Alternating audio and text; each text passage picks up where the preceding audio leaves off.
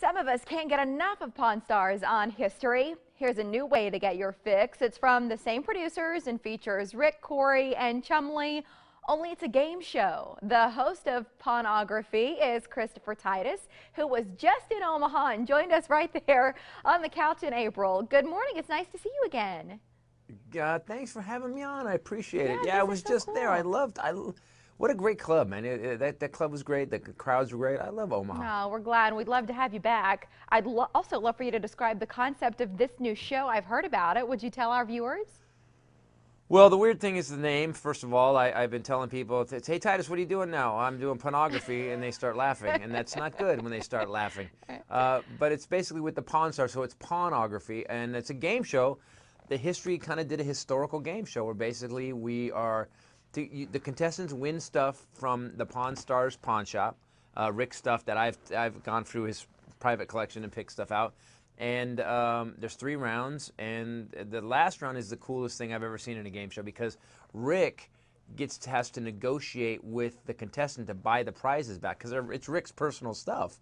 But it's some of it's like really cool stuff. Like there was a gold medal from the 1970 World Cup that's got 4 ounces of gold in it, and it was Pele's last game, and they only made 17 of them. And then there was like a 1/10 scale steam train, and just the Orville Wright letters, guitars from Angus Young from AC/DC. So it was real cool. Like, it wasn't just stuff. It was stuff that had historical connection to it.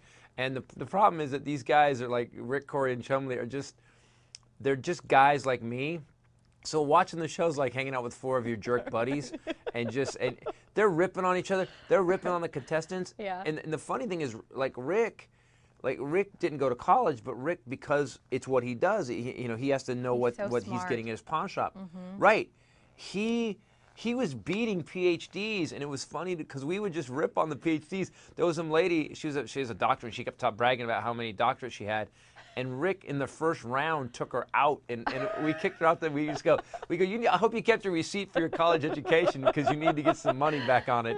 Are the trivia questions related to the stuff? Are they related to some of the subjects that we're used to seeing on the reality show? Where do the questions come from? Yes, sometimes, depending on the round, whatever the prize is. If the prize is like the World Cup, did that episode during that segment. We did a lot of sports-related questions. If there was a cool car thing, it would be kind of the history of the automotive stuff. So they would go back in time through whatever. It would relate somehow. We did the Angus Young guitar and the Rob Halford guitar. They basically did some old rock and roll trivia, but it wasn't like lame trivia, like how many times has Lindsay Lohan been into rehab? It wasn't like that. It was like stuff that you wanted to know. How many times did Michael Jackson lose his nose? That never happened. It was always stuff like had to do with history of World War II, and so I enjoyed. I went to a California public school, so I'm not that smart. So I learned a lot on the show. We spent 7 minutes with you in April, and yet you didn't tell us about this project. Is there anything else going on which you haven't shared with us, Christopher? Yeah, well, we're filming my new comedy special in September, and then we're going to we start filming my first movie called Special Unit in October. Due to the Fairness and Disability Act, the LAPD has to hire 4 handicapped undercover detectives, and I play their training officer, and I play Nick Nolte's mugshot in the movie, pretty much. Perfect. And then one more point. Our producer, Kayla, had said when she knew we were going to be chatting today, he's the best smelling comedian we've ever had in the building. So yeah, that was part of your legacy. By the way, yeah, I'm the best smelling. Well, tell her that I've actually I called the police about her smelling me repeatedly, so it was weird. Pawnography premieres on History tonight at 9 o'clock. Christopher will be watching, and we'd love to have you back in person.